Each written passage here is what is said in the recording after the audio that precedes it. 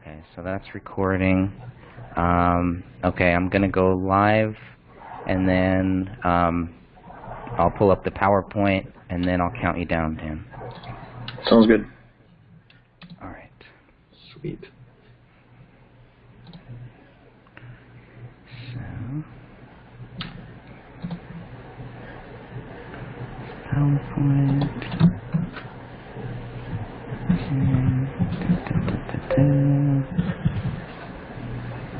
Testing 1 2, testing 1 2 3. All right, Dan, we're going to start in 3 2 1. Welcome to the Gray Stage podcast number 14. Today we're going to cover chapter 8, which is pages 65 and 66 in the book. And the book is called The Gray Stage, authored by Greg Fernandez Jr. And once again, this is the March 1st episode number 14 for Gray Stage. My name is Dan Hennon. We're also joined today with Sophia, Stephen Sanzeri, and William Rail. How's everyone doing today? Pretty good. Pretty good. Great, thank you. Good. We got a good episode for today, and once again, those following along in the book, it's pages 65 and 66. A short chapter. It's chapter 8, and it's really these 2 pages is going to be more than enough for this podcast. There's a lot in this chapter, a lot of information. The agenda for today's podcast will be starting off with the gun safe, then moving on to the drug deal, the bathroom, and then other items. And we've got a load of information here, so this is looking forward to this episode. A lot to cover here with the Crowley case. Where should we start off, Greg? I said let's go ahead and start with the gun safe. Okay.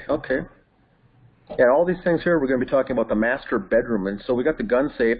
It's not one of those big, large weapons safes, but it's just a tabletop one here. And for those watching here on the viewing, the images will be up here. I'll start reading here with this chapter. There were no immediate signs of any blood inside the master bedroom area, according to Detective Tommie Booth. The gun safe in the bedroom was open. Inside the safe was a loaded magazine with .40 caliber hollow point ammunition. The push keys on the gun safe were swabbed and labeled as item 38. Blood was not found on the push keys, but DNA results showed a mixture of 2 or more individuals. The major DNA profile belonged to a female, matching Komel. Even so, David and Raniya could not be excluded as possible contributors to the mixture. Who wants to start off here? William, maybe talk a little bit about this gun safe from what you're familiar with, and maybe move on to Stephen next. Sure. So I actually got the exact model and everything. The actual buttons themselves on this model here, or on this exact one, they look like they're a little bluish. I mean, we've seen it a little differently. But I did find the model. It is a GV2000S. Get the exact thing.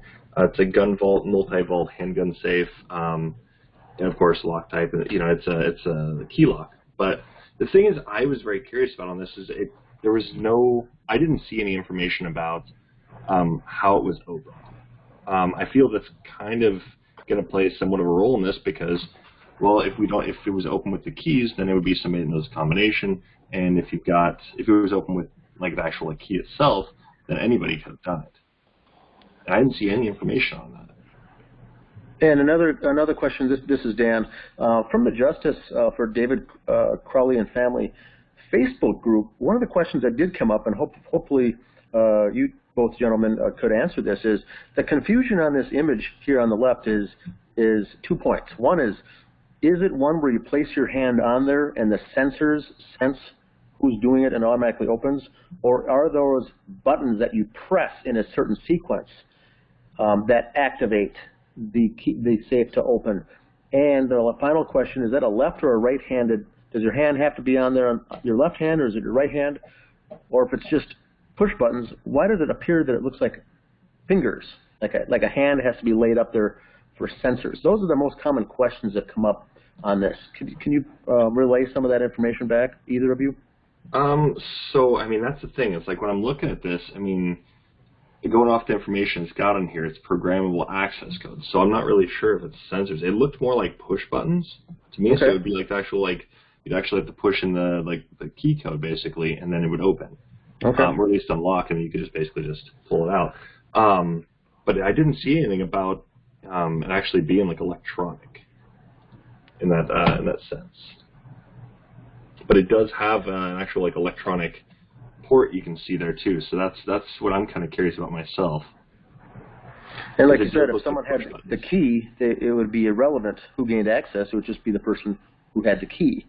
Exactly. Okay, gotcha. And the really weird thing about this is we see the keys in the right photo. We can see the keys clearly right there. So that's why I'm curious if you know, basically, I feel like the police should kind of clarify this. Like, did they, you know, check to see if it was open with the key lock or if it was open with just the buttons? You know, if there was any way to even do that, really. I just found that really interesting because we don't know how it was opened. And I feel that's really relevant to the case because if it was open with key, anybody could have gotten in. You know, and if it was just push the keys that are photographed inside, are you saying that those are the keys that would have potentially opened up this safe? They would have had been in there, or are those just a backup set of house and car keys in this safe? That was another question that came up several times. Well, the thing is, like, you can see if I'm trying to think what photo this is. Let me bring it up real quick. It's a DSC 0427 photo. If you look at that one, it does look like the actual key itself to open it is on there. And it does have gunvault.com, like its little keychain on there as well. So I'm assuming that was the actual one. Okay.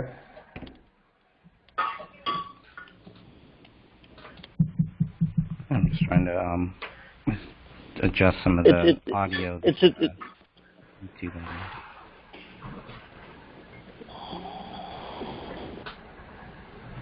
I'm hearing it's low. Let's see if I can so good. That. Still pretty good.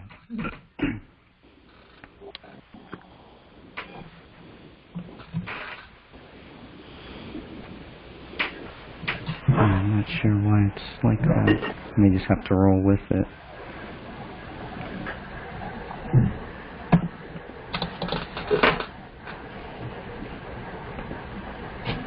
Yeah, I think we'll just have to roll with it.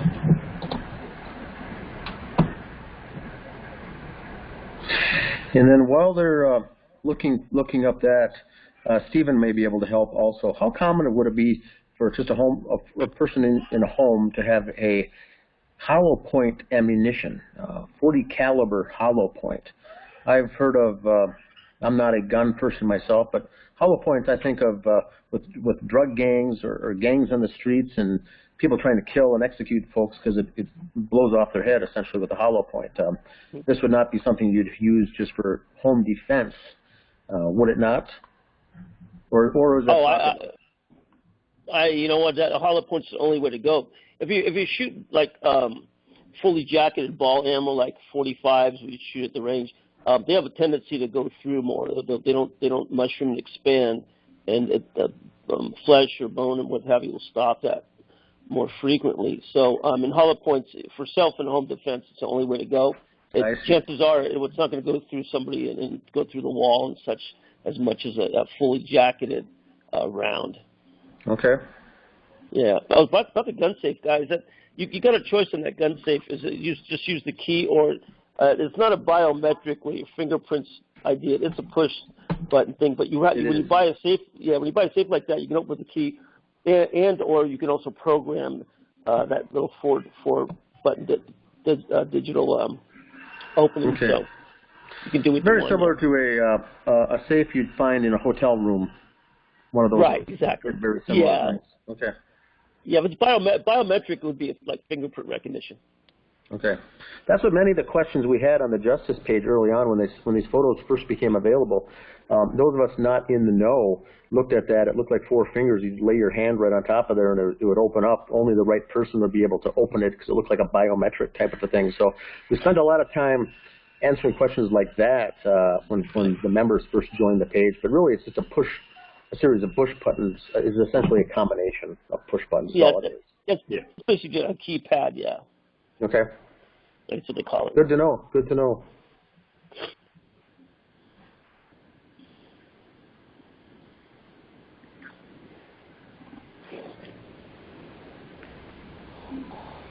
All right. And so the assumption here for the newer listeners out there is that David kept his gun, this XD handgun, in this safe, and then it was the one found on the living room floor. And so the assumption is the gun that was used for these killings essentially came from here. It goes on to say that there was no blood found on the push keys, which would make sense because you would assume that no blood had taken place until that gun case was open and the gun was taken out to perform the killing. So there's nothing surprising there as far as no blood found on these push button keys. Is that a safe assumption? That's not a surprising fact, right? No, I mean, I'd say going off the narrative, that would be totally how I would see it as well. But I mean, those keys though. That's the thing. That's leading me to believe this is just kind of opened just to make it look like that's what happened. Oh, correct, correct. Yes, I agree too. I'm one of I think the very few people that believe that the weapon found at the scene that was laying there had nothing to do with the crimes at all. It was just laid there. And so, yes, if they went back to open this to lead down the police down that narrative, they had to first open up this key, this safe, to lead you to the illusion that this gun was tied to the safe. Therefore, it was David's. Therefore, David did it. Yada yada yada. He also had guns elsewhere in the house. I mean, he had the ones in his, I think it was in his trunk. He had the ones downstairs. I don't know if those were all props or not, but I know he had multiple guns. So, I mean, who's to say? But not to mention, if you were to look at the damage from a hollow point, I mean, I've been going over this for quite a bit of time on this one. It doesn't add up. He'd have to get shot multiple times in the head for it to kind of, do what it did. And then also the whole thing of paleo doing it, whereas, I mean, we can get into that. I mean, we can go and expand from there, but it just doesn't add up. So the major DNA profile belonged to a female, so it would have been Komel's fingers doing the push-button combination on this, which would, I guess, make sense as well. Do we know if did David teach her to shoot? Mm-hmm. Yes. Okay. Yeah, then she went and got certified as well through a course and a class from Eric Peckheiser. So, but David was the main one, showing her the ropes and she actually had her own weapon at one point. Mm-hmm. Yep. The DNA test that they used on the gun safe was a Loki DNA test type. A locus is a specific physical location of a gene or other DNA sequence on a chromosome, like a genetic street address. Mm-hmm. And this was the only item in the house that had the specific test. And that is a bit odd. So. Yes, yeah, it is. I mean, especially if there's other things they could have used that on as well. There was other options. I mean, I don't even know all the options off the top of my head, but there's plenty of other options they could have used for a lot of the swabbing and all this, and they didn't use those. This is Dan. I have another last question on this. For the safe, it does appear like it's plugged in to a jack or a wall outlet, that black cord. What would that be for in this case? Is this electronic? Yes. So basically, I mean, I just went over the specs again just to, refresh myself. So basically, this is there for, let me bring it up again. It's got a lockup mode, apparently. And also it's using batteries for this. It's basically just for the lockup mode is what it looks like. and it does have a battery warning. It has a what else? I mean, it's got all sorts of different things, but it's essentially that way. It's basically you can just it'll lock if somebody tries it enough times, and it just keeps failing. It'll just lock. Yeah, it. Greg's got the manual pulled up here now on the screen that shows it runs on AC power with the battery backup. Okay, interesting. So does that mean that it won't work without being plugged in, or is? You should still be able to open it with a key, I believe. Okay. Yeah, I think so. But the actual push key part won't. Yeah. Work I mean, it won't work because you got to have the electricity running for that.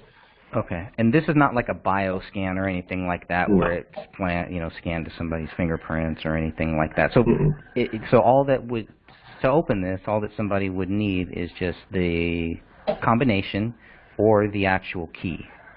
Exactly. And we know that Komel's DNA is on that. David's couldn't be excluded, but in the same case as Raniya's couldn't be either. The likelihood of Raniya, being the one to open it is very unlikely. So because of that, and the major profile being a female, it seems highly unlikely that maybe even David opened this.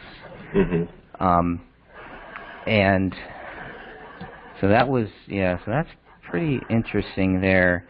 Why it was open, again, I think you guys did a great job covering that to show, hey, it pretty much makes it look like it was left this way. Again, more evidence of a staged crime scene, of a crime scene that was meant for when the police walk in to have everything pretty much laid out for them. I mean, it's not, I don't know how common that would be to leave this open like that. I mean, if I needed to get to my gun quickly, this is how it would probably look. But, if I was going to plan these murders and kill everybody and kill myself, not sure I would leave it open like this. And not sure, maybe it's not even that relevant to it. But again, this is more proof that Komel opened this and not David. So well, my takeaway on this is that I still go back to them being held hostage. There was some time. She may have ran over there to pull a gun out and just didn't quite get to it or pull it out. And, the freshest DNA is they're going to pick that up, of course. But she, if there's no blood on those keys or anything, this is prior to her being attacked or touching her husband or daughter with blood or anything else. So she may have tried to go get that gun. Yeah. Or if the murderers knew they needed to murder the family and make it, have David be the culprit, they needed to get in, so they could have ordered her to open it, or ordered him to open it, or got the combination to open it themselves and obviously wiped it down afterwards, or was wearing a glove at the time because no one else's fingerprints are on there. But police go out of their way to say that there's DNA on the push button to gain access to that code. Did they ever test the actual key itself to see who used that key to open it?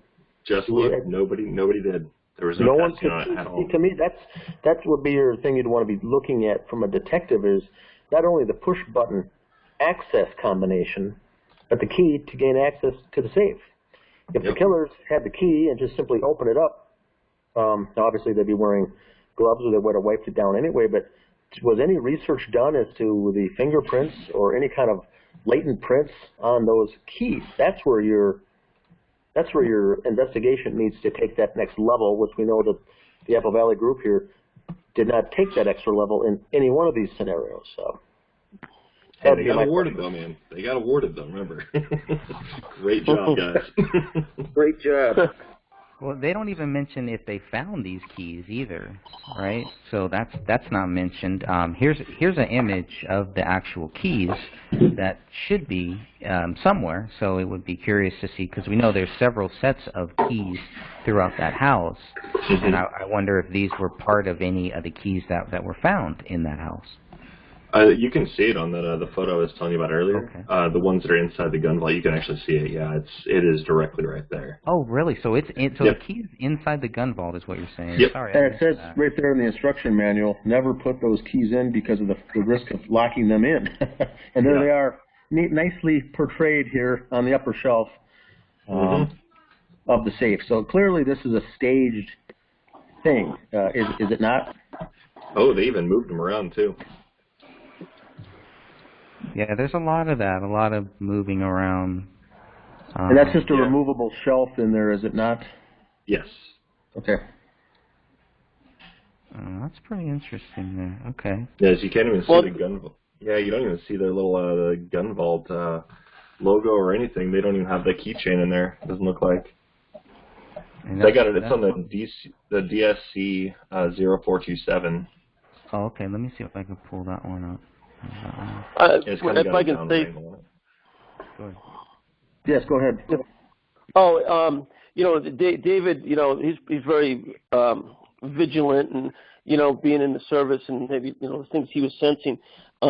He would do the combination on the four keys, and wouldn't have his key in there, obviously, not and it's a lot faster than that if you lose the key. So my guess is that he already had a program just for the programming on the push buttons, and I think that's how it works. We want to get to the weapon fast, Yeah. And then he would have shared that combination with Komel, or would there be two combinations, one for the husband, one for the wife? No, I believe there's just one. Okay. Yeah, I think it'd be one. Yeah. Okay. So they're moving the keys again. Mm-hmm. Very interesting. But yeah, you're right. There it is, right there. You can clearly see that it's in. What the hell? Why would you put it inside? Yeah. Even got the logo, the keychain. Yeah. Just really trying to go on. Hey, this is what happened here. It did come with two keys. I think that's the second one in the back right there too. I wonder if they're both on there. Huh. I mean, I've had gun safes, guys, and they have a key and then they have a 4-digit dial. I never ever put the key inside my gun safe. There's no way. Yeah. I mean, if we can get a hold of like a picture of like maybe Komel's keys, I would guess it's probably there with her.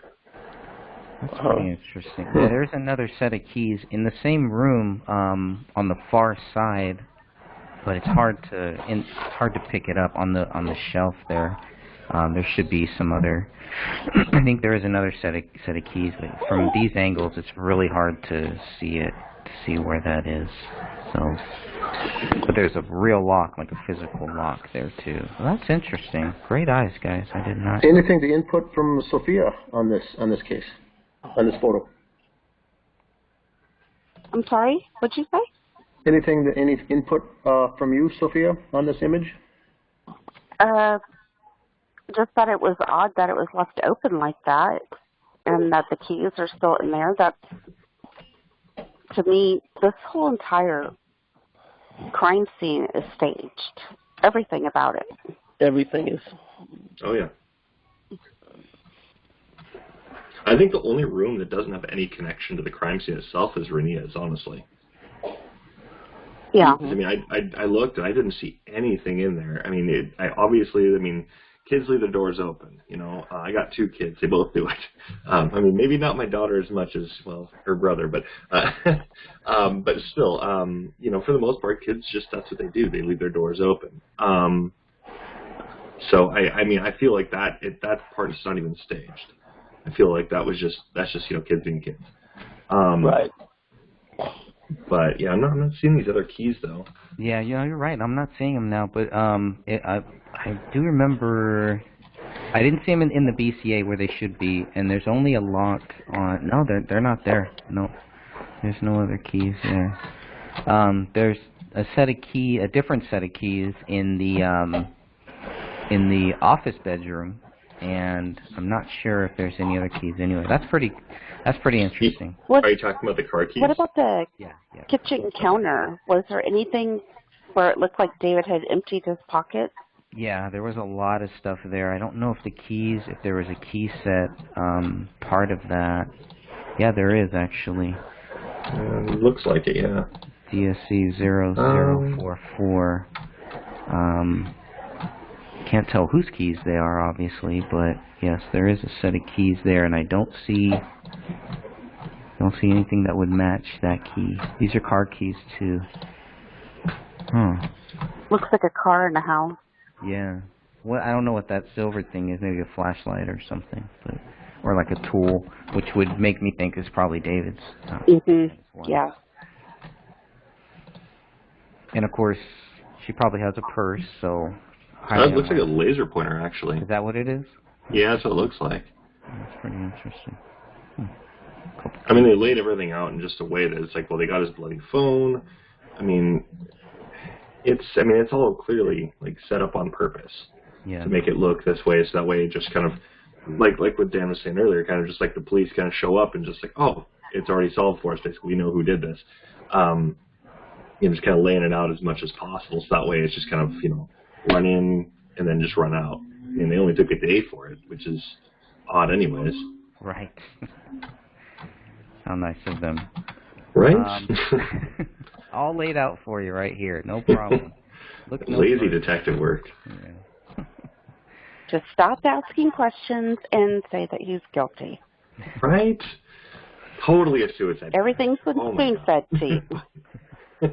So we are going to have the manual out there if anybody wants to take a look at it. It's about 15, 16 pages. I'll make sure that I put that on my website. Maybe we can add that into our group files too, just so people can just, if they want to know exactly what this gun safe is, what it does, what it can't do, because there's been a lot of different theories and different thoughts about that gun safe. And I do hope this kind of clears up a lot of that stuff here.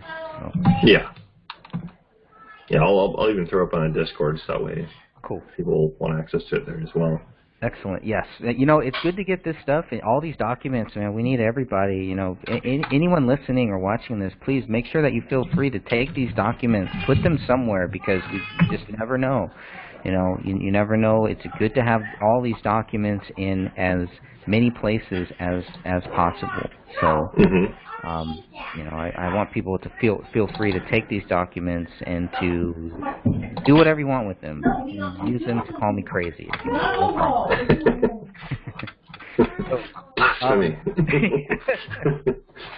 Now, this is an interesting one. Unless anybody else has anything on the safe, I want to move on to the magazine that was in that safe. If this is the magazine that was in, I do believe this is the magazine that was in that safe, because that was another question too. If you look at it in these images here, it looks like it's black, but I think it's just a reflection off of that. Oh, it definitely is. Right. Definitely is. So you can see here, this is and we had talked about this, Dan, because this was part of the first 464 images that we got, and so I thought that this was the magazine inside of the gun, which made no sense, because then, how the heck is there this many shots, but... Yeah, just to fill in the newer listeners here, when the images first came out, and I admit I was part of this as well by saying this was the magazine used at the crime scene, and the number of bullets missing out of this didn't match up with the number of casings found at the scene. And then folks reminded us and says, this was the magazine found in the safe, had nothing to do with the one found in the living room. So there was some, we circled back a couple times with that with a bunch of confusion. People at the time were claiming that we were pushing disinformation and misinformation and everything else. But just to clarify, this is the magazine that was found in the safe, had nothing, as far as we know, had to do with the crime. This is not the magazine from the gun in the living room. So correct. Right. Go ahead. Sorry. Yeah, and one of the big reasons that we thought that is because this was the only image of a magazine that we got. We did not, in the first 464 photos, we did not get a photo of the actual, the magazine that was pulled out of the gun found at that crime scene, which did have blood on it and did have fingerprints on it. Yep. So that was odd. And this one looks like, Stephen could help out too. It looks like this was laid on a countertop, perhaps even back at the Apple Valley Police Department office somewhere where they laid everything out and took photographs of each side, the front, back, and things like that. So this was not the one. But yes, it did cause confusion because there was no images made available of the magazine that was used in the gun, of the Springfield gun, in the living room. So people put two and two together and thought that this was the one that was discovered. They're like, well, how could there be six casings found, and there's still 10 or 11 bullets here in the magazine, and so that led to a whole bunch of other confusing jargon here, as far as people calling this a cartridge, someone calling this a magazine, someone calling this a clip, and so we spent the first several months, I think, Greg, just going over the definition because folks were getting those things wrong. Stephen, could you clarify some of the jargon, some of the verbiage here for the listeners that are non-gun enthusiasts? Yeah, it's called the proper terms magazine on this here, and a clip is something like more or less like clips refer more to rifles, like a stripper clip used to be. They comes through the top. Magazines can more terms toward the rifles, AR-15s, but it can be interchanged with proper the terminology is magazine. The other thing is David, probably a pretty good, really great, probably a weapons aficionado. He usually have 2 magazines, but when it only has, what's it look like? It looks like it has maybe 11 rounds. You never, if a magazine's going to sit for a while, you never want it full capacity because it'll collapse the spring if it sits too long, and so it won't feed properly.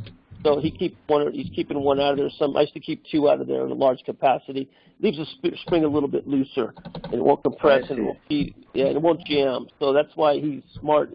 He'd never have it loaded all the way to full capacity if it's laying around for a while. Okay. Good to know. And he would have loaded these himself, so his fingerprints and his touch DNA would be on each of these bullet casings. Okay. Yeah, you'd have a thumb. Usually it's a thumb thing, unless you had an automatic little tool you can load them with. I doubt that. He's old school. And Komel could have, she's shooting. She could have loaded it too, also. Okay. Yeah. Good. This helps. Yeah. Now, is there any reason not to test this one, or not to make this, item whatever 2025 or something? Why not itemize this one, and why not test it? Sure. There's going to be prints on that. There's going to be prints on that magazine. Oh yeah, I mean it was clearly used anyways. Yeah, sure is. I mean, the only thing I can think that would, is that they didn't test the other guns either. They didn't print the other guns, but this one was found at the actual crime scene. The other guns were mostly in his basement. This was, if this was supposed to be tied to the weapon that was used in that house, I just still don't understand why they didn't label it and why they didn't test it. If they're not going to test, because there's many items that they didn't test, but at least label it. It seems very, very relevant. No, it absolutely is.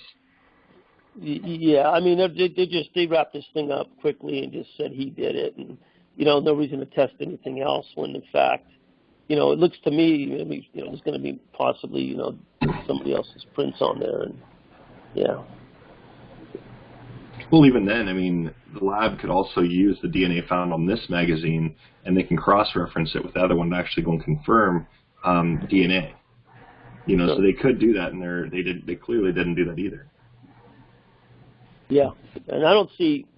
I'm looking at. I mean, it's hard to tell if they even dusted this thing and tried to even pull anything off of it. It's hard to tell. No powder, no fingerprint powder on it. I mean, they took it from the crime scene, right? Mm-hmm. I don't know if they photographed this at the crime scene, but they photographed it, but not label it. Mm-hmm. I'm gonna have to check the evidence and property file to see if they did actually label this as something, or if it's listed somewhere. Because it might be. I'll have to look at that. Yeah, it should have a tag next to it. Something. Yeah. The way they can kind of itemize it. So. These are hollow points, right? Mm-hmm. Yeah, you can tell by looking at the front of the bullet. You can see that. If this magazine was full, is this what it would look like, or do you think that there was maybe one missing from it? There's one missing from it. There's one. Sure. Number 12. I mean, if you look at number 4, that also looks blank too. Uh-huh. That was another weird one. Why? How is it? It definitely does. I can't answer that one because it's a side stack when it goes in, so we should see number 4. I thought the same thing. And like Stephen was saying, because it's spring-loaded, if you see the ammunition is in 11, 10, 9, 8, 7, 6, and 5, obviously there's one in 4 too, you just can't see it. But it's clearly nothing in 12 is what Stephen's saying, and then you purposely leave one empty or 2, correct? There'd be no way for nothing being 4. There'd be no way for 4 to be empty, is that correct? Right, exactly. Okay. The other thing too is, remember we had an unspent round in the living room. Right. Okay, and so did that come off of here? Did they put it back? Like I said, I think that somebody either, wasn't familiar with the weapon, and they just went ahead and then pulled the slide back, instead of checking, and they expended a live round onto the ground. Yeah. Absolutely. The live round is on. All right, unless there's anything else on the magazine, we can move on to the next topic here. All right, the topic is The Drug Deal, starring Chris Peck. Great title. I love it. This one starts off by saying, the gun safe and the weed on the dresser were 2 more indications of a scene interrupted. Within days of finding the bodies, authorities were informed of, quote, a possible drug deal, end quote, between David Crowley and his friend Chris Peck. Peck told authorities he was not David's drug dealer. He was not, I think it's not only. Oh, okay, he was not David's drug dealer, and that he considered David a mentor when it came to film production. According to Detective Booth's report, quote, Mr. Peck went on to describe that he has known David and Komel for several years and had traveled to Oklahoma with David and Daniel Mason and Mitch Heil to help film scenes for the Gray State concept trailer back in March of 2013. The group had traveled to Oklahoma where a lot of the filming was done. Mr. Peck stated that he has worked on and off with David on the project of Gray State. Where do we want to start here, folks? The weed or Chris Peck or the photographs? I mean, they're both kind of interchangeable at this point. If we think about it with Chris Peck, he did lie to the police because in the police reports, basically he saying he's not David's drug dealer, but, he was selling David some pot. Right. So, I mean, there's that. So, I mean, what is it, Peck? What are you the dealer or are you not? I mean, if I sell somebody, weed once, am I their dealer? I guess would be the question. How many times would I have to sell it to you in order for me to become your dealer? Exactly. But the thing is, I mean, if he was going over to go and buy pot from him, yeah, chances are he's probably done it before. I mean, I think it's a fair assumption. Sure. My question is, who's the informant of a possible drug deal? How all of a sudden, how are they informed? I mean, that could be a bunch of BS. Here, all of a sudden says, hey, these guys are buying weed from this guy Peck, and I mean, why all of a sudden, and who informed them of that? Right. My second part of the question is, what are the marijuana laws in Minnesota? Great question, Dan. Dan?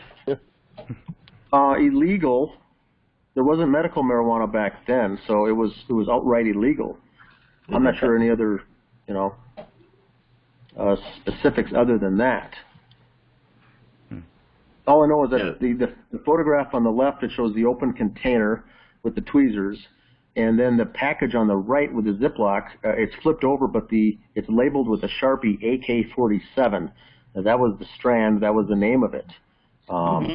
There. So is there any connotation from you guys as far as that? Would that ever be the case, leaving it open with a 5-year-old daughter in the house? Or is that also staged to make it look like this guy was just aloof? Sure. Yeah, I mean, the thing on the left. Yeah, okay. Yeah, go for it. Go ahead, Stephen. The thing on the left's that's a grinder, right? That's a grinder for your weed, and the AK-47 is a strain of weed which is very powerful for weed. Yeah, but that doesn't look like California. I mean, in California, I wouldn't call that an AK-47. No, I'd call that no offense, Greg. That looks like Mexican weed to me. It looks like Bammer. Yeah, exactly. Yeah, it does. Yeah, I mean, it really does. I'm in San Diego, and in the old days, they had a lot of that coming from the border, and it was all stems and seeds. And that would make sense, especially if, you know, they can't. There's not that many people that can get to it. But obviously, David knows who to go to if he needs weed. It's also very small. I mean, how much could this bag fill? I know I have it zoomed in here, but maybe $20-$30, you know, maximum. I can't. It doesn't seem like there's that much in it. No, we don't. We don't. You know, how much did he smoke, or you know, I mean, maybe there's some weed elsewhere he's hiding it, but he definitely wouldn't leave that out with his daughter around. Right. Well, my question is, see, if he's got his bong and everything in the bathroom, why not just keep it all together? You know, I mean, it seems logical. It's out of the way. It'd be out of reach for Raniya. You know, he's also got his pipe over on his like right below the gun safe. Mm-hmm. You know, I mean. Yeah, I mean, it would, you know.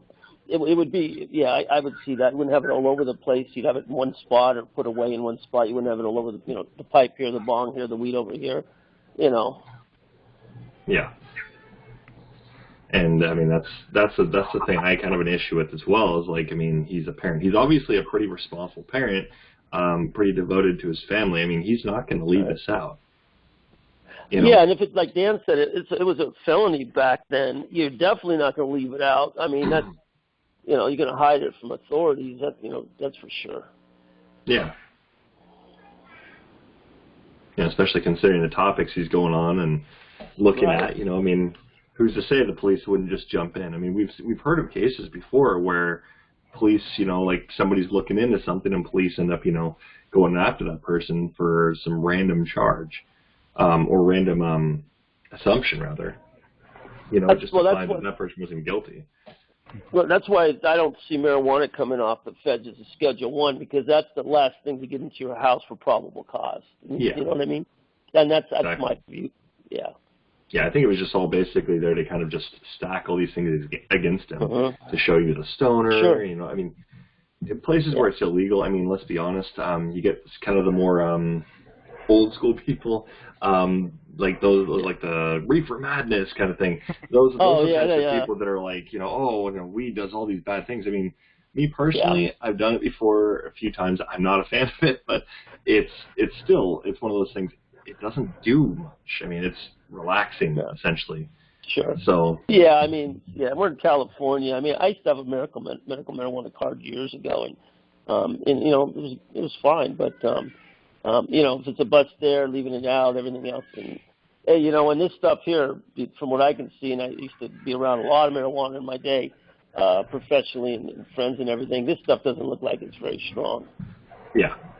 Now, just to jump in here from someone from the Midwest here, this is Dan, that right away the neighbors and the I guess not family and friends, but people on the justice page here saw the weed, and here it's very common to say, oh my God, he was on weed, the guy's a drug dealer, he obviously went mad and killed his family.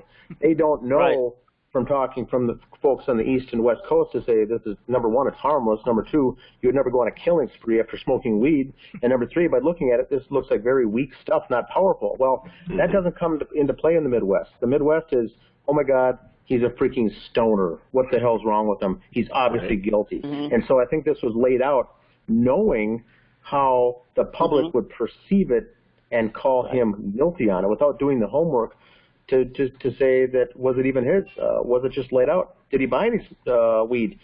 Did he actually go to Peck's house that day? You know, we don't know if any of this is true. Right. We don't know if any of this is true. So but the family and friends and neighbors here that I have in the area all thought too, well, look, you see the weed, you see the gun, he's obviously was smoking dope, which means he's a big-time druggie. That's what the connection is here in the Midwest. That's the connotation. That's what we're dealing with here. It's not very common. And I would say, by looking at it, David probably was a recreational marijuana user. Not a big time, not a small time, but obviously maybe once a month grabbed a bag like this, and him and his wife enjoyed it. Sure, I saw nothing wrong with it at all. But I think it was there more for the shock value and to lead down the investigators level 1 investigator 101 course to say David did it because all this leads to it. You get all this paraphernalia in the basement, this anti-gun weapons and this militia kind of stuff. Yeah, staged, not staged, but the inventory from his garage sale all makes it look like the guy's part of a militia movement nutcase. Yeah. Conspiracy nutcase. You know, so there you go. 24 hours, lock deal done. Yeah, and the other the thing is public that here believed it. You know, they all went with it. It was a very easy sell to the public. You're spot on. The other thing too is if they really wanted to stage this, I would have brought in some weight. You know, I brought in a pound and a half of weed and laid it out like he's a drug dealer and they have guns and everything else. He's not a casual recreational user. Or I would have planted some coke or meth or something in there. Really amp it up. But the thing is that that little bag right there and it's marked AK-47 and such. There's no weight here. There's no this guy's obviously not a drug dealer either. But that's what if I was going to stage it, I would have put some weight with some weed in there. So look, this guy was a major drug dealer. Somebody came in that bad deal or whatever. So no, it's not reefer madness. That's for sure. Right. God, Yeah, it's definitely odd. Just like I said before, I think it was all basically kind of just shock value. Yeah. I mean, even Dan confirmed it. People were just automatically like, oh, he did it. But it's like, yeah. But did he really? I mean, who cares that he was smoking a little dope or a little pot? I shouldn't say dope. It's not dope. But he smoked a little pot. Who cares? Look what he went through. He was over in the Middle East. So regardless, we go with the PTSD theory or not. Regardless, the one thing we know that once again, this is according to Mitch Heil, so it's just kind of just an alleged thing. He would bring up that one incident. So even if he had it, it's still the fact that, I know Sophia and I have talked about this, where if he was really having that PTSD and it was all based on that event, then could he be able to actually make the movie he was making? You look at some of the trailers, you see explosions, gunfire, that would trigger him most likely. And clearly it didn't. It would trigger him. So, that's my point with it is, so he's not getting triggered, so I would already just kind of go on a limb and say he didn't have PTSD. He's just basically, this is just something to kind of, calm him down. It was a stressful situation. So, I could see something kind of coming back a little bit and be like, oh man, this is my life. Crap. I need to kind of relax a little bit. I get it. Not to mention the topic he's looking at is really dark. Looking at police state, looking at, Freemasons, all sorts of these other things. It's dark. Anybody goes down, I know I had a conversation, I want to say it was on the Facebook page, with a person who was just basically saying, I look up dark stuff all the time. I don't go down that path. I've looked up the stuff. It takes me to a dark place, and I have to take a step back from it. Oh, man, it's terrible. So, that's why I would already assume anybody that's looking into this kind of stuff, if it doesn't take you to a dark place, you're not really digging well enough. Or you already know. No, you're not. So. Yeah. Well, the other thing, too, is, I've done some television stuff like that, and, in California, it's always this cocaine with all these crazy, nuts, but, weed, he's a creative guy, he relaxes, takes his mind off things, and I can see him, writing a script or screenplay and smoking a little weed, and, there's a lot of artists that do that. It's not a big deal. It's part of what they do, or you got Hemingway and these guys that were boozers, or Jack London, they, died at 38 years old because of booze, or, so, it's a hell of a lot safer, better for you, and, nobody's hitting liquor stores and getting in bar fights because of weed, Right. That stigma's there, and yes, Dan's right. This was definitely shed some, dark light on the guy that he was a crazed PTS, guy and stuff. So, he used it for creativity probably too. Mm-hmm. Yeah, because this weed being out there doesn't really line up with anything that we are being told about what David did, that he just snapped, he went into this dark place, he walked up behind his daughter, his wife, and shot them. There have been many stories, many different theories, none of them that really pan out, none that you're really going to find. Once you start actually researching this, you're never going to find any of that. It's just all speculation and stuff, but none of that really matches from you know, seeing these photos, it doesn't line up. It looks like they were doing something. Somebody knocked on their door, and something very, very bad happened here. That's the way that I would interpret looking at this here. Even with these tweezers, too, it's like there's style to this. There's an art form to this. There's a reason why David would use a grinder as opposed to just using scissors and just chopping it up. You know, there's a method to all of this. This isn't somebody going crazy. If you're going crazy, you're not gonna take the time, which takes time, to grind this stuff up. Use tweezers, put it into this thing, and then use it, which we don't see. So, looking at that pipe that you talked about, that was underneath the gun safe, which is flipped. So there obviously was no weed in that pipe there, in the little glass pipe. Looking at the bong, doesn't really look like there's anything in there, too. It looks like they had a whole system. They had stems that they would clean out, and so there's no weed there. I don't even know if they had, and because the big important thing, I don't even know if I mentioned this actually in this book, but in the toxicology reports, there was no weed found in there, so he may have never even smoked this yet. He had planned on it. I think we know that. There was intent to smoke weed, but, you know, just like Bill Clinton, he did not inhale, from what all these things point to here. That's right. That's right. That's awesome, Diane. It also ties in, I think, with later on the story with the hallucinogens and seeing things and having visions, and with you know, what he was introducing Komel to. I think it ties in as a gateway or a bridge to connect to that deeper stuff with the mushrooms and whatnot. And so they make this conveniently laying here to say, oh, you know, once again, done deal. And I don't know. I know, Greg, that you believe that they were interrupted with something. I think that this was a stage, and I think that this was open and laid out purposely to make it look like that. But I think even though if you are right that they were interrupted with this, it's got nothing to do with the crime itself. Whether him and Komel were smoking it that day or not, or even went to pick it up that day or not, this has nothing to do with the triple homicide in Apple Valley, the weed whatsoever. So I think that's the case. The next thing, we get down to the thing with you guys had asked earlier, how did they know weed was involved? How do they know that Chris Peck was the weed dealer? I think it comes up in the next sentence. It said, and I've had a question with this also, and I think Stephen will be able to help out, but let me read this off. Regarding the alleged drug deal, Detective Booth continued, quote, the text message was sent at 7:22 a.m. on December 19th, 2014. David allegedly contacted Chris Peck asking, do you have any?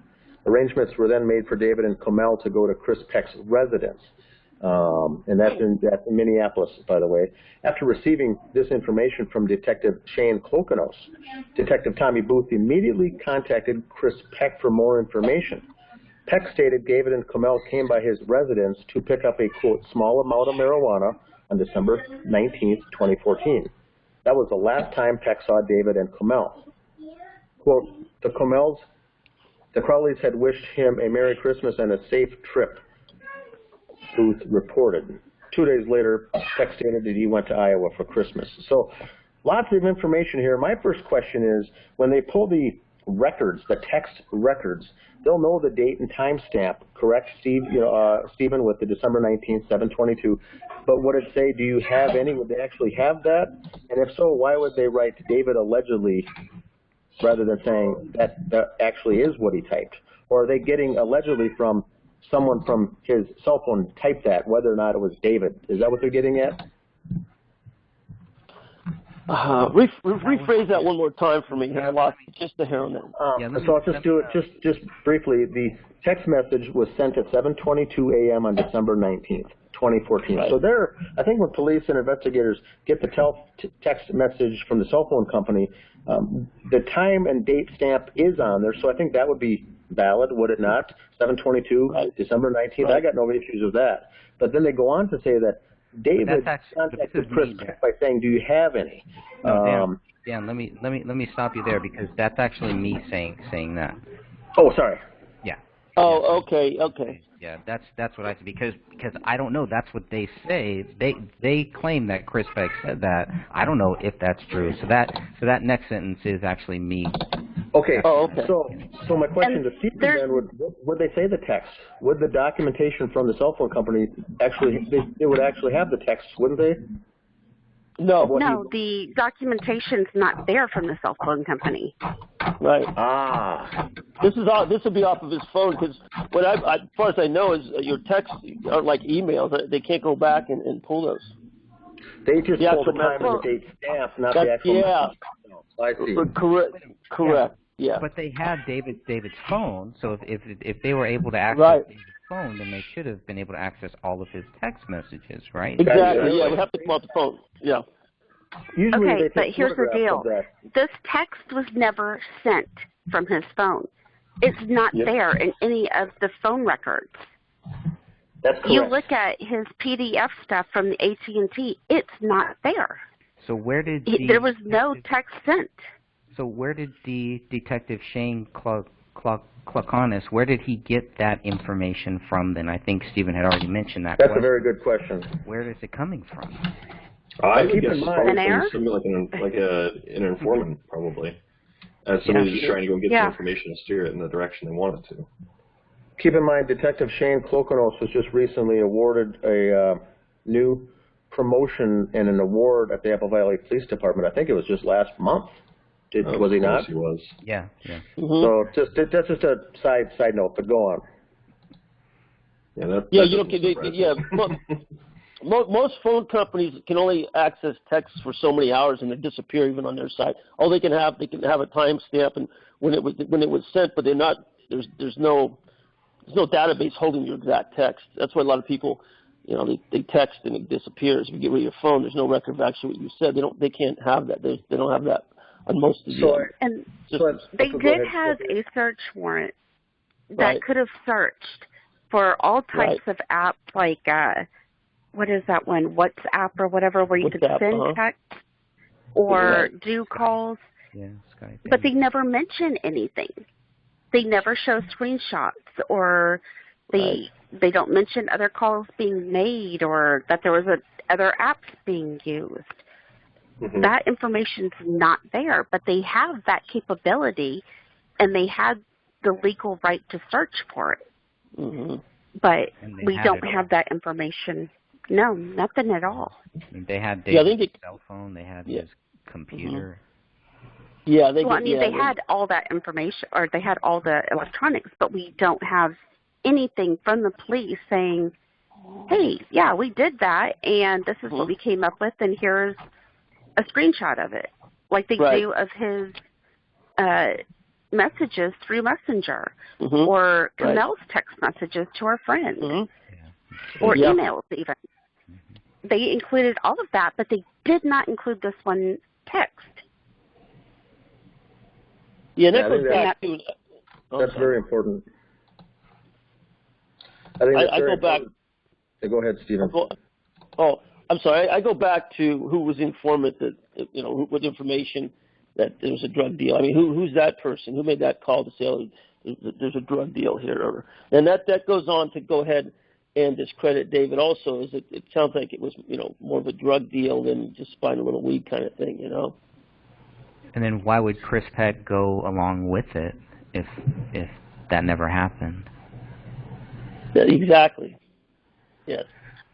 And so when the police report first came out, when we received that this happened, I think most people bought it hook, line, and sinker that that's probably what did happen. But then when Sophia received the phone actual activity on that cell phone, smartphone activity messages, and then we went and she went on to prove that there was nothing on December 19th, much less at 7:22 a.m. of a text going anywhere from David's phone. What brought into question was, did this ever even take place? Right. And so that's where we are now for the newer listeners out there, that there was no Chris Peck, hey, do you have any, so I could come by and pick it up at your Minneapolis apartment? The only thing we have is the actual phone records that show that that actually prove that this did not take place. Yep. And then we don't know where Chris Peck actually lived on the police report. What he provided police was a P.O. box in Marion, Iowa. Now, Stephen, how common would it be for someone to give you a residence as a P.O. box to the authorities?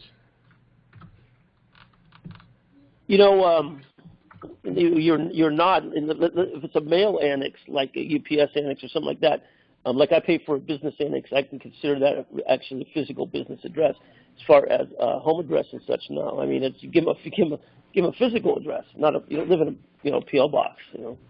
Well, but why did the Apple Valley Police Department think that was okay to just take that answer and type it in, and now it's in the police reports? Wouldn't they have pushed back to say, sorry, buddy, we can't take a P.O. box for your residence. So sure, what is it? Or you can always leave it blank as well, correct? Yeah, also, to get those P.O. boxes, they want a physical address, but you would ask them up front instead of the cops taking one more step and, going, and matching up at the P.O. box place, whether it's, U.S. mail or annex, that they didn't get a card that says, oh, this is where the guy physically lives. No, you'd ask them, and unless you live in a box or maybe you live in a motel or something, but you'd have a physical address somewhere attached. And if you are homeless or something, and ask for next of kin for the closest address too. And so, with all the witnesses here in the 94-page police report from Apple Valley, Chris Peck is the only one that provided detectives with a P.O. box for his address. Right. And that's actually a P.O. box where his mother lived in Iowa, and it clearly states that he was residing in Minneapolis, Minnesota at a home, and we never did get that address anywhere, which is, the whole thing is strange nonetheless. Now, we do know that on the 19th of December was the last day of school for Raniya before the Christmas break, and they did go to pick her up around 3 o'clock. So the allegation that in the meantime they went to Chris Peck's home at around 1 p.m. to pick up the weed, makes sense. But we still don't even know if that was even true, if any of this stuff is true. Well, I'm sorry to be redundant. I just go back to within days of finding the bodies, authorities were informed of a possible drug deal. This is post-tense. Oh, the possible drug deal after they found the bodies. So all of a sudden, there you go, Dan, is, they're putting culpability on him being a drug dealer or whatever, but possible drug dealer after they found the bodies. I mean, who does that? I mean, that just, it doesn't make sense to me, No, I think that was just used once again, kind of like how the gun safe was, just to kind of give like a clear story to the people, so that way nobody's going to start digging. Right. Exactly. Do you guys think that they would have, police back in 2014 would have used David's cell phone to see if it would have pinged, to see the physical location of that phone, to see if it actually was in Minneapolis? For those not familiar, that's about a 20-minute drive from Apple Valley. Would detectives have gone that far to say, look, let's prove that you were actually there? I'm assuming no. But could they have the opportunity to do that? Well, so yes, I know for a fact they would have done this because they did this. Are you guys familiar with the Kyron Horman case that occurred here? The missing child. Okay, so he was a missing child. Long story short, they pinged the crap out of the cell phones to go and see, to actually track the stepmom. And the thing is, she was going in and out of service. And all sorts of other things. She was literally all over the place for that one. So, that was back in 2010. So, this being 2015 and everything. Even going back and just tracking the cell phone in 2014, they would have been able to do that, no problem. Would there have been an extra fee or a charge that the law enforcement would have declined then to save money? Honestly, I think it was just a little bit more, well, it's not very expensive to do. Most of us could probably do it ourselves, just using simple programs on Google and stuff. We can actually go back pretty far with it. But with the police, they've got technology we aren't even we don't technically have access to. So it shouldn't be too expensive. They've already got the machines. They can just go and just basically run it. It wouldn't take very long to do. And if you look at the phone records, you'll see that they have GPS on his phone records, and he never even left his little area, not since November. Is that correct? Okay. That's very important. Wow. So, and I need to go back and look at Komel's, but I'm pretty sure that Komel didn't leave her area. Well, now that we're but I talking need to Komel double and her check phone it. records, if you look at her phone records, now there's a really, really weird part I saw when I was looking through it, and just like, that was just now. There was a usage on, and this is in January in 2015, on the 8th, 11th, 13th, 14th, and 15th. And it looks like it's outgoing. A lot of it is. Yeah, I mean, the cops need a warrant to ping a phone in a case like this. And what I'm looking up now, which I didn't know, they could ping back to 5 years. So back then, maybe not. Now they can't. But they could ping back the locations based on GPS. And those phone records are held by AT&T and Verizon and such. So they can go back 5 years to see where you're at. Exactly. Yeah, and which they did have all of that. So yeah, I'm glad that we have those records, because if we didn't, I'd still be thinking that everything that is mentioned here, that a Chris Peck story is all true, and we're kind of finding out that, wait a minute, how do we know if any of this is true? Why doesn't it match up with what these documents show? Maybe there is a reasonable explanation, but it's not matching up, and there's no mention of it. Absolutely.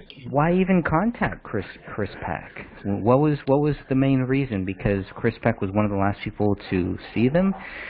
We have a lot of people that are saying David was holding Komel captive, that he wasn't letting her out, he wasn't letting her do anything during this time. And we have at least a couple different facts here that show that she was out there. She was out in public with David. Yep. She was out in public without David during all of this time. It doesn't match up with this whole theory that David was this controlling person, blah, blah, blah. And so it's just, it's just the more that you look into it, if you take the time to look into this, the more that you see what they're telling us just does not add up and doesn't make sense.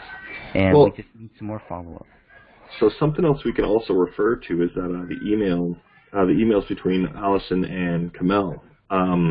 Yes. That was on the 21st, sure, but she talked about when she was talking to, replying to the reply, of course, from Allison. Allison was kind of being all pushy. Well, why haven't you guys kind of talked to Mom or whatever?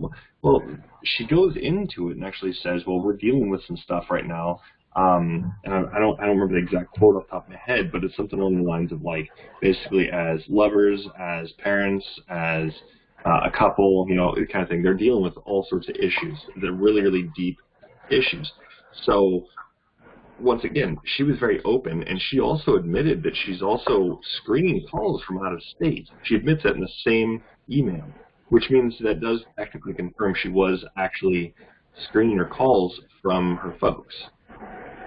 So, I mean, to me, that's okay, well, there's some confirmation of this, that this was actually occurring, but, it was by choice. It wasn't like David was holding her back. He wasn't. And she even confirms, if anything, I would argue she ran the house. She was, she also admits she was the breadwinner in her journal, but she ran the house is what it kind of came off as. And if she's running the house, how controlling is David really then if she's running the house? Great question. So that's my whole thing there. It's I don't buy that theory at all. I mean, it doesn't add up. I mean, just looking at it, you look at anybody that's going to come from a psych background, they would tell you the same thing. That's clearly not a controlling person. They're not running the household. They're not controlling everything. Therefore, they're not really controlling the whole situation then, which David, he was just kind of in his own world. He wanted to get his stuff done. We went over the psych profile last night. I'm sure you probably recall. Looking at David being that commander profile, the ENTJ? Yeah, ENTJ. And that's the thing. It's all about control. But he's also, he's on a mission. So when he's doing something, it's just focus it down, But he also controlling the situation. But Komel was clearly like-minded. Everything with them is very, very cohesive. Even the way they're raising their daughter. I mean, if you look at it, for instance, those people with kids and everything, we see this too, especially with kids like going into preschool, kindergarten. First thing what teachers mention, either they're going to mention, oh, your kid's really smart, or oh man, your kid's really athletic, or really like energetic. They mention just like a trait generally, maybe two at most, but generally it's just one trait. They just really focus on that. Oh, your kid's doing really well in this area. Well, what's the one thing I said about Raniya? Very, very intelligent, very bright. So, I mean, obviously, him being that commander trait, I mean, we went over it a lot, obviously, but the whole thing with basically covering that, I mean, David and Komel were molding her to really build up her intellect. So, I mean, this is them controlling everything, like, to a T, but it definitely came off like Komel was really running, like, the whole house. Like, that's her thing. So. That's a great point. Thank you. Yeah, it's great to bring that up. So again, we know that according to the phone records, there was nothing there. There were no calls or text messages made to or from that phone on December 19th, 2014. So how did the Detective Klokonos discover the existence of a text message from David Crowley to Chris Peck? And I think you guys have done a great job of pretty much labeling that and kind of going through that. So unless you have any final thought, unless anybody has any final thoughts on that, we can move on. I've got one, Greg, and this is just for the newer members out there. How do we respond to folks that say, well, they're obviously this text, took place. Police wouldn't lie, so therefore David must have had another phone, a burner phone, a different cell phone, another smartphone that you guys did not get when you got the phone records, and so that explains it. How do we respond to folks that come at it with that kind of a question? I have that answer. Yes, Sophia, what is it? It was never taken into evidence. Because there were no other burner phones found at the crime scene. Nothing was ever taken into evidence. So. Okay. So if the police didn't have it, then how do we know that such burner phones ever existed? Yeah. Exactly. They turned that house upside down. Right. Well, you see it in the photo. Admit so much. Well, yeah, they missed the couple bullets. Yeah, things in the carpet. So Sophia, when we received the phone records with all the text messages and phone records, calls and things, that was everything. That was the full population, the full 100% of the phone data. There is no other phone number. There is no other smartphone. There is no other burner phone out there. That's a fact. Correct. Okay, so then the question comes back down to with Mr. Klokonos and Tommie Booth, something does not add up there, and that's what we're stuck on. Correct? Is this just one more thing that they didn't follow up on? Fair enough. Well, see, so that's a big misconnect. That's a big disconnect right there. So, gotcha. Well, my question is okay, so who got them information? I mean, Mr. Klokonos here, I mean, where did he get the information? Who did he get it from? If he did find it somewhere, then how do you know it was tied to the drug deal? I mean, there's a lot of questions that get asked to this. That's what comes back to Sophia mentioned that in a typical case like this, to have that evidence to avoid all these theories that are floating around, you would obviously have a photograph or a screenshot, a photo of that message on that phone. Do you have any? It goes on to mention that he also asked, some where and when information to make the deal take place. Why is there no photographic evidence of any of this taking place? It's either got to be what Stephen says, that there's an informant involved feeding the bad information, or if that's not the case, Klokonos himself and Tommie Booth are either one of them or both of them are the bad guys making this all up to part of the cover-up involving Chris Peck, and knowing that none of these things took place. So we got serious issues here with either one of these scenarios. Well, has anybody dying oh, sorry. That's okay. I was just going to say quickly, they also could be whoever told them this could be lying to them too. Go absolutely.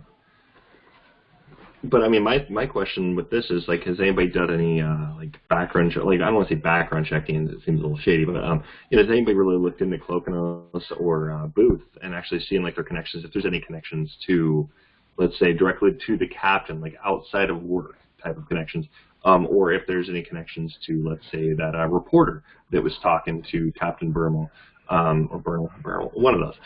You know, do we know if there's any connection to them and, let's say, Danny August Mason? You know, things like this. I mean, that would be my question, because, I mean, I'm still looking into it myself, but if there's connections that way, I mean, then it also kind of explains the whole Logis system that was used for only a few members. Yeah. Yeah, and for the listeners, before we went live, they weren't aware of that Logis information. On the police reports of all the witnesses, only a handful had information regarding a Logis number, a Logis or Logis in the police file. Chris Peck was one of those that had an identifier code number next to his name. So he had an account set up somewhere on something in law enforcement, and he's one of the few people that had something. So who knows what his role was. This whole thing with the weed seems very convenient to the narrative, and it all could be made up anyway, along with the nice photographic images of the dresser of the weed to say, oh, this guy went off the deep end. It's all too perfect. Well, on top of that, the other really strange thing, if we're looking at theories, so one of the theories is that he actually was taken out like in November, or at least it was all started in November. If we're looking at that, then this does, in a way, it does give a way to kind of cover up and kind of show that, okay, well, in December they were still active, they're still alive, you know, things are still going on. That'd be a way for them to use it that way. So. That's true. So I don't know. I mean, that's kind of how I see it would kind of be tied in with it. All right, we can move forward to the bathroom, the toilet and sink. The toilet. Here's the 4 bullet points. The master bedroom. The master bedroom toilet was not a source of water for paleo. The toilet seat lid was closed. Water level and inside of the toilet seat lid was wiped. All right, let's go on to here. So the photographic photos here is that the lid was closed. So when it first came out that paleo had no water dish, how did he survive with no food and water for 3 weeks?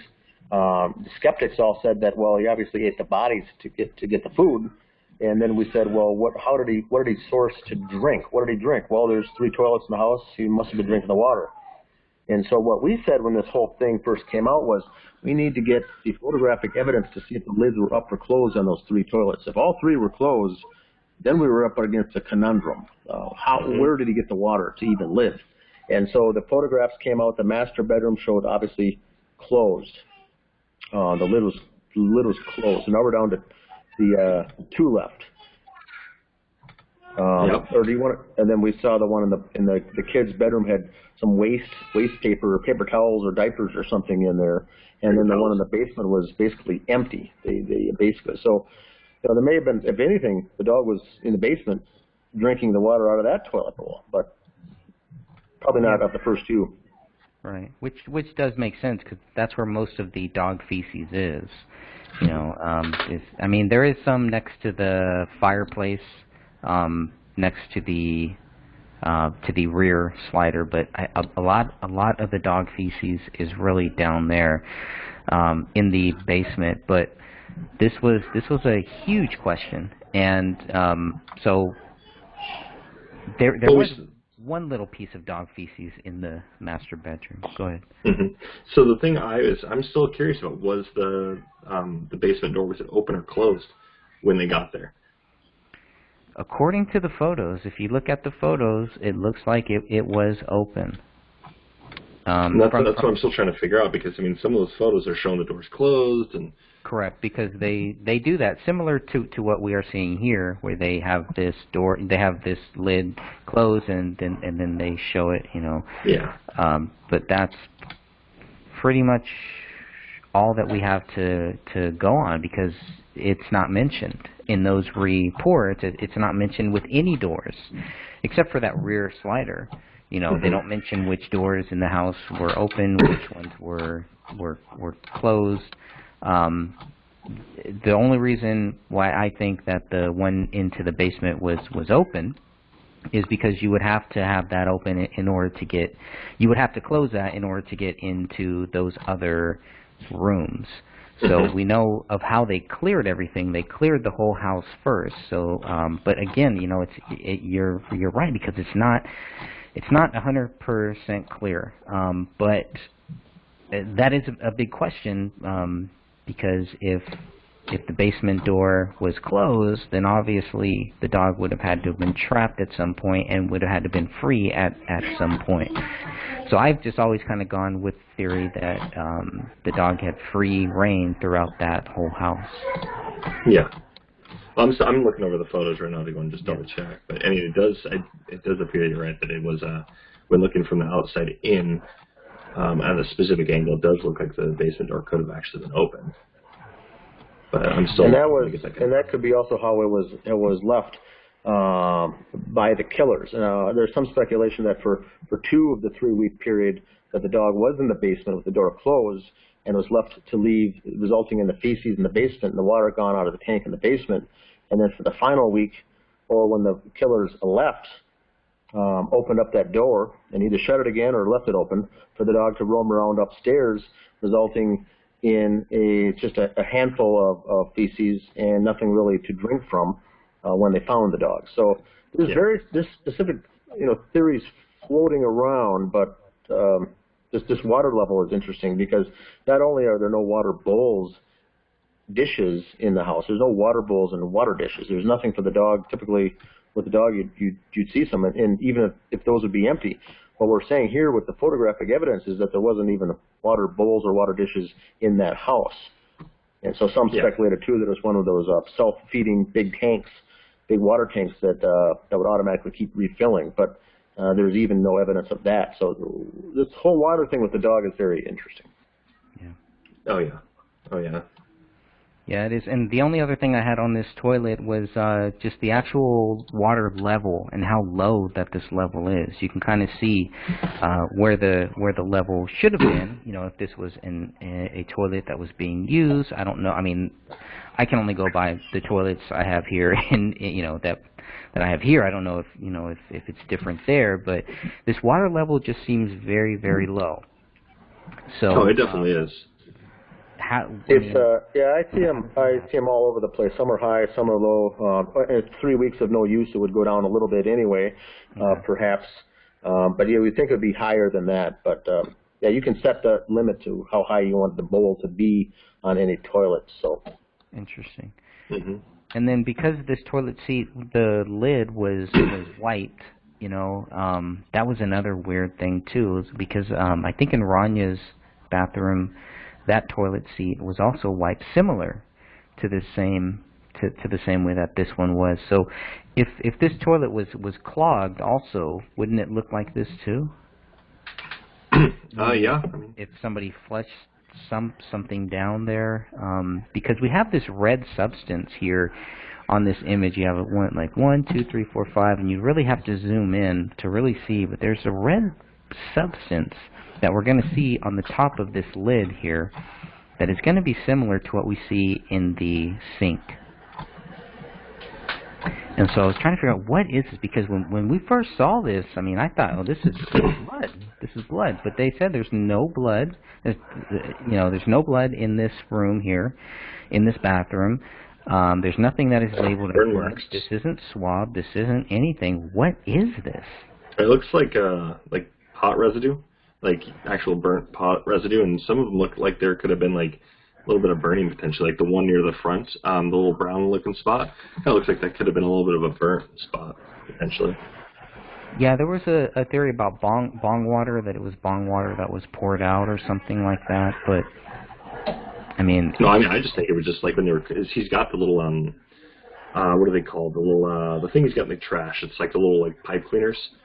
I mean, I've seen people use that actually when they're cleaning, like their bong and all this kind of stuff. They use those types of things to go and get the little tiny areas, kind of scrub it.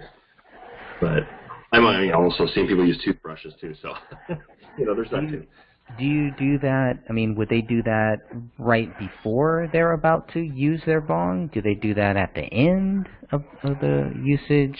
Any thoughts on that? Because again, that might help prove that they were in the process of either cleaning it because they had used it, or cleaning it because they were going to, and something happened. Because I don't know why you just leave it like this when there's no other bathroom that looks like this. See, I had a friend back in high school, like his big thing, he was like, he liked to have things in there, like, you know, he would be using it, and then he would use, you know, put some more in occasionally and all this, and I thought it was always weird, but, I mean, I've seen other people do it multiple different ways, like they clean it before, some they clean it after, so, I mean, I'm not really sure. That'd be a good question to definitely ask, and I will be asking stoners, so I will be going out of my way to go and do that, because I'm not 100% sure. Oh, hey, guys, can I digress 1 second to the toilet? Sure. Yeah, go ahead. I didn't see the picture of the toilet downstairs. Or how much water was left, would you guess? It's very similar to this image that we're seeing here, and I can pull that up too, but it's very similar. It's very, very low. And this is the question, how much did the dog weigh? 25 pounds, I think. Yeah, I think we have. Yeah, pretty light.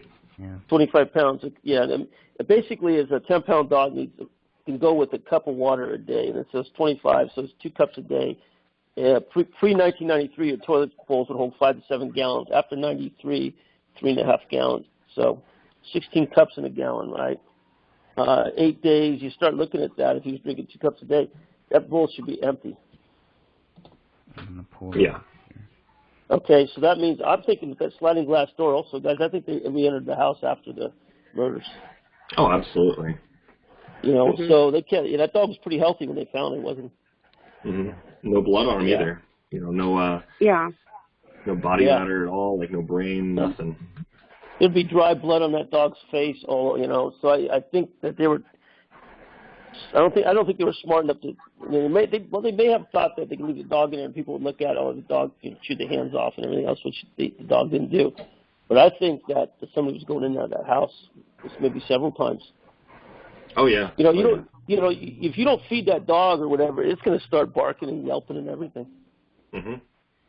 No water, any of that dog's going to, whatever it is. So I just did a little research on that. So we got that kind of brings it in that these people re-entered the house, and of course it was a deep state that they were in and out with 1 shot, 1 kill. But these guys are going in and out, and that's what that slider was for. I'm sure that. But that's a huge risk, isn't it? Keep going back and forth. I mean, it's like fire watch. It's like fire watchers, man. Arson. You look in the crowd and you got a big fire. The guy's going to be standing there somewhere. Yeah. And then these guys they take enjoyment in it. Yeah. Yeah, and these guys, Mason and these guys, pretty brazen. Oh yeah. Yeah, they. I mean, that's the thing. They didn't need to necessarily be right there in the crowd. I mean, they were watching it. I mean, they were keeping a very close eye. They knew they were going to be a part of it to some degree. Even then, they were giving out information so that way the cops could come back to them at any given moment. I mean, so somebody that's just they don't they're like, oh my God, who killed my friend, and they're actually genuine and they're not actually tied into it. Their behavior would be not as suspicious as what these guys were. So sure. Thank you. All right. Anything else on that one, or else we can move on to some of the other items that were found in the master bedroom. No, I'm good. Okay. All right. So we'll look at some of the other items in the master bedroom here. I just got a few things here pulled up. The first question from left to right: who slept on this side of that bed? Because Komel's fingerprints were on this gun safe. Now, if where would you sleep? Would you want to sleep close to that gun safe? Would you want to have your wife sleep close to that gun safe? Because we have the 2 little hair bands here, is that more evidence that it was Komel sleeping on this side? Is that why her fingerprints are here? See, I don't think so. I think it was David's side. I mean, I don't want to get into kind of like the TMI type of stuff, but I mean, it's their bedroom, hair ties can end up on his side too. But I think majority of the items here, they clearly look like they're David's stuff. Like he got his little wristbands, his little leather wristbands, he got his knife, he got his watch, his pipe. I would argue and even then, I mean, if we're going to look at it, let's be honest, I mean, Komel has some experience with the gun. David's, I would argue, because he's got more training, more of a background with it, I would argue, just going on a limb there, he's probably more proficient with it. He would go and be on that side. Yeah, absolutely. I agree. So, that's my assumption here. Dan, Sophia, any thoughts on who might have? Yeah, I think it does. This is Dan. I do think it's David's side. Although the detractors of this could possibly come back and say, typically, a husband and a wife, the male will sleep on the side of the bed nearest the door as a safety measure or as a protector is typically the case. And then the wife's always on the other side to kind of tuck back on the other side of the bed for safety reasons. So you may hear that as well. Just wanted to point that out. But this does look like David's books, his humor, his books next to his bed. Those wouldn't be books I don't think the Komel will be reading. But and just on a little side note on that also, the other thing too is, I mean, it could come down to who's more of a heavy sleeper. Just to kind of throw it just kind of in perspective. So my wife, she sleeps close to the door. I'm a heavier sleeper. So she would wake me up. Basically how it would work. So maybe David was just like a really heavy sleeper. Komel's a lighter sleeper. I mean, you could always throw that in there as well as part of that discussion because, I mean, it does happen. I mean, I'm an example. So... There's a few other items, and of course, most of these items here that we see are going to be pushed onto the floor. So a lot of these items do end up on that floor. To have that knife there, is also another big thing because the knife is never mentioned. So now we have at least 2 knives in this house. One right under this gun safe, and then obviously the other one found in the living room. So. If, are they both David's knives? Is just one David's knife? This watch is obviously a man's watch, so I don't believe that's Komel's watch. I'd be shocked if it was. Looks like a gun holster here, too, so that was the only other thing there. But, yeah, there's a lot of books and stuff like that here. But I was just curious about that because... if you look at some of the photos to try to see where, okay, who slept on what side, I was just curious about that. Me personally, I would want to sleep closest to the gun safe, but just with these hair tie things, that was the only thing that made me think, okay, why are those hair ties there? Wouldn't those belong to David's wife, or where's this Vicks vapor rub too? So that was the only other thing, I don't know. I mean, was there only one nightstand? Yeah. In the bedroom? Yeah, there's it's only very one. Possible because I do this. I'll go to bed with my ponytail, with my hair up in a ponytail, and then I take it off and I put it on the nightstand. And it's very possible she could have just handed it to David and said, "Hey, put this over here." Right. Right. But I mean, also, she was dealing with, was it rheumatoid arthritis, wasn't it? Mm-hmm. So, I mean, Vicks vapor rub could be, I don't know if I would use that for that. I would use that more for like a sleeping thing, but, couldn't that also, is that kind of like an icy hot? I'm not really too familiar with that, so, so it's like a serious question for me. I wouldn't use it for that. Yeah. Yeah, the only thing I would use it for is if I have trouble breathing, basically. So maybe somebody had a cold or something like that. But because of this dust area, it does seem like there were other things on this table too. Oh yeah.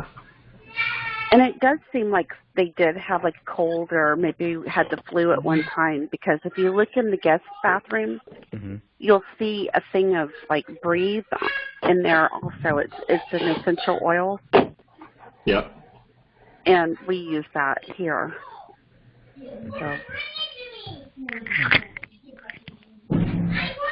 And you see the Kleenexes throughout the house, too. Lots of Kleenexes, lots of paper towels. That's true. I mean, it was winter, so I mean that's generally a time when people are getting sick anyway. So yeah. Obviously, not that the cold is getting people sick, obviously, but you know, let's make that clear. But I mean, there were only a few other items that stood out in this room here. There was a let's see if I can find that photo, but there was a photo of a notepad with next to a piece of paper that was next to their bed. So that was one of the things that kind of stuck out from people here. Let's see if I can pull that up. But the other thing was this dog feces here too.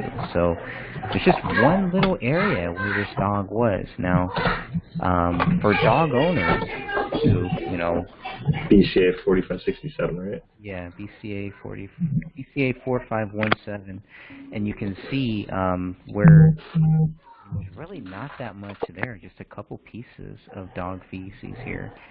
So it was like, okay, why are there only a few here? This was where the dog laid when the dog was in their room. I don't know. I mean, does this look healthy, unhealthy? Obviously, we never tested or anything like that, but it was just kind of strange. This doesn't look like very healthy food either. No. I mean, to me, I'd have to look into it a little bit further, but I mean, just kind of off the top of my head, I would say it kind of looks a little like dehydrated. Dehydrated, yeah. I can see that. That'd be my guess. Yeah. And then, you know, you only see pillows on the bed. You only see pillows on one side. Where are the other pillows? And who? Again, it goes back to who's sleeping on which side. Whose socks are these that we see there on the ground? Are they male socks? Because the other thing is, the other reason why I thought, well, maybe David was sleeping on this side is because he doesn't have any socks on, whereas his wife does. So she's found with socks on. David isn't. Are these two socks that we're seeing here, are those David's socks? So I was wondering about that. And let's go back here. I think it's in the other. I'm trying to look for the notepad. I think it's in the Apple Valley records here. Yeah, it's a BCA 4567. Okay, because it's also DSC 0084 and 0085 where you can see, and the socks are moved again. Things moved everywhere. Oh, of course. I mean, these are early photos of where this is, and then so when you compare the photos that we got from the Apple Valley compared to the BCA, you can see. I mean, it's just so many different things that are moved here. But here is that notepad and the pin that just seems so out of place here. Again, like I don't know what this is doing here. Was this on their bed and kind of thrown off when something happened? Again, I don't really know, but it's just a very odd place, and I'm glad. I think Derek was one who pointed that out. That it just seems odd that would be there. So. Oh yeah. Those were kind of the only other things that I had for the other items.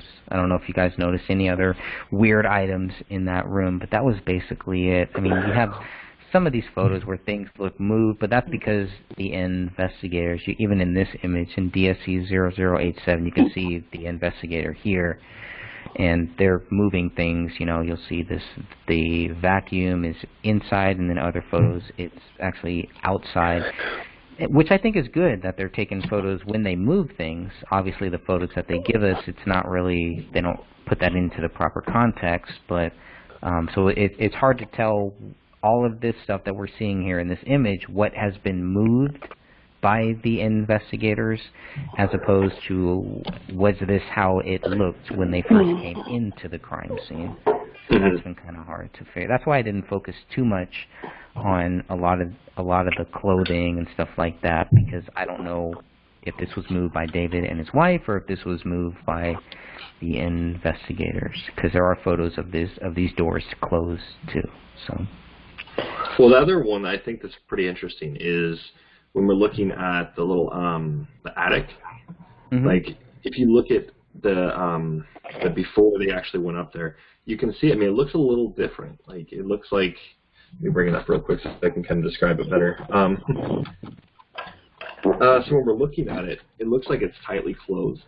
And this is when, like, BCA and all this is in there. So this is all before they got the warrant to go up. And when we're looking at the ones where they actually go up, it's, let me bring it real quick. Man, it looks like they just kind of, it was open when they got there. It's kind of what it looks like. Right, but that was all open afterwards. So those ones were all one month after. Well, exactly, and that's why I thought it was a little weird with it was, okay, so did Chris Klein and those guys, did they just leave it open? Or did they close it again when they came back down?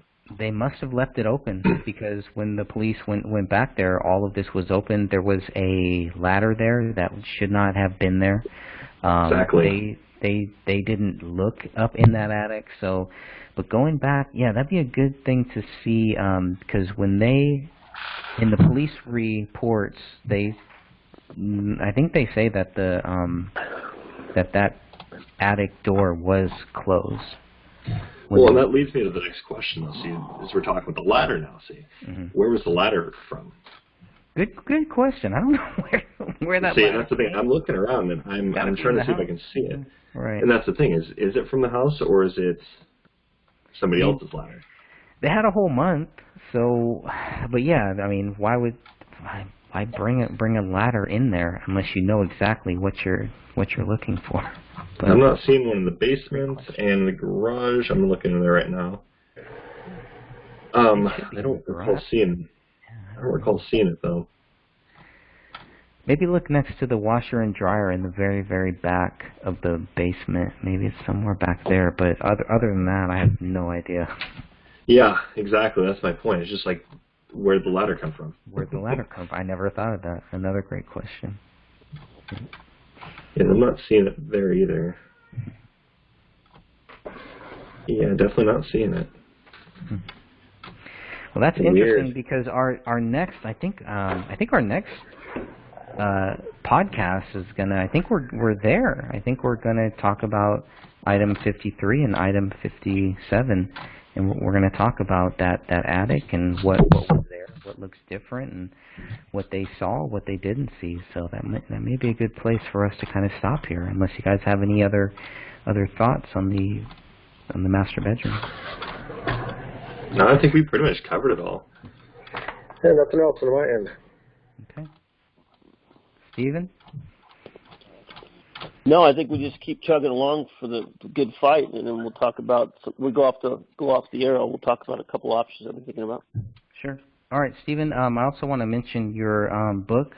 Tell us a little bit about your book here. This is what kind of brought you. This is how we got in contact through a separate case here. But I think reading this book, I'm just like, this needs to be its own film. So tell us a little bit about this here, since we got you here. It was in 1999. I was a bail bondsman in the San Francisco Bay Area and also up in the Mother Lode, California. And it was the time that the Yosemite sightseers were murdered. And I bailed out a fella named Paul Candler on a bail bond, just $23,000 bond. And as I was looking for him when he jumped bail on me, it led me into the Yosemite sightseer murder case, and everything was pointing in that direction. And law enforcement was less than vigilant, and there was some cover-ups and everything, and they decided to go ahead and indict and charge and sentence after jury and such. That we had two cases. There was a federal case and a state case.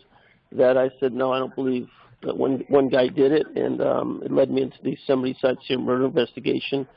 And I decided to write a book about it, and got a lot of press and such. But there's still major question. Even law enforcement involved with it later on contacted myself and mostly anonymously, but that there was more than one killer. And Greg, I just there's a production company out of New York that just got a hold of me. They just got a development deal with Hulu. It'd be the first documentary or any questioning of the lone killer theory. So they actually have a development deal. I've been speaking with them, and it looks like hopefully we'll bring it out for the first time ever to question law enforcement.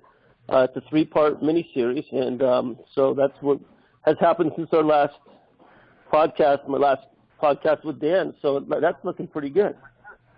Wow. Oh, wow. Yeah, I'm pretty excited.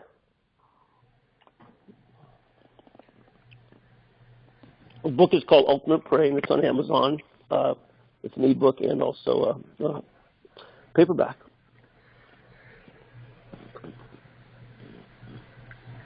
Awesome. And I started it. I haven't gotten very far into the book, but oh my gosh, you are an amazing writer. Oh, thank you.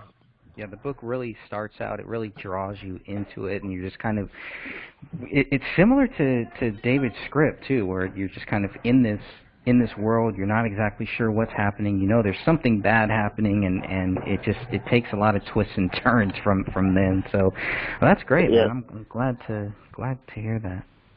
Yeah, no, absolutely, and that's why I really, when you guys got a hold of me to start looking at my insight on the Crowley case, it just, I'm a private investigator now in San Diego, and I'm handling a couple of suspicious death cases all of a sudden, and I'm back in the private investigator side of it, and it's just amazing how law enforcement just doesn't, they don't get it, they just ignore exculpatory evidence. They feel exculpatory evidence isn't worth anything, and then we start looking at exculpatory evidence, which does mean something, and it's the same thing. And that's what our group is so great about is, we're a cold case group here. We have the time, and we all got a few brains, and we put it together, and we start questioning, how these, cases are coming about, and I think it's a good thing because there's a lot of people that have questions, and I think we can help that along. That's right. Yeah. All right, and William, let us know where we can follow your work too. So I've got a YouTube channel. I don't actually have my own custom URL yet. Hopefully someday. But I'm also on Twitch. You can look me up at twitch.tv/Strange Investigations. I've also got a oh man, I'm just blanking on it. I got a Discord server as well, and I cover everything from like just really peculiar cases. I've got an archive for all sorts of different things going on, including ARGs. So if you guys aren't familiar with those are basically like alternate reality games. So it's one of those rabbit hole type of things. You look into it and it might look really, really like completely correct and all this, and this is what it is, but it's really not. Like look up the Finder's Cult, for instance. You can look that up, and huge rabbit hole. But no, there's those are my main ways to find me. You can also see me on Rumble, and you can see me on Odyssey and BitChute as well. Cool. Yeah, I had to branch out a bit. Yeah, and you've done what, like 9 videos yes.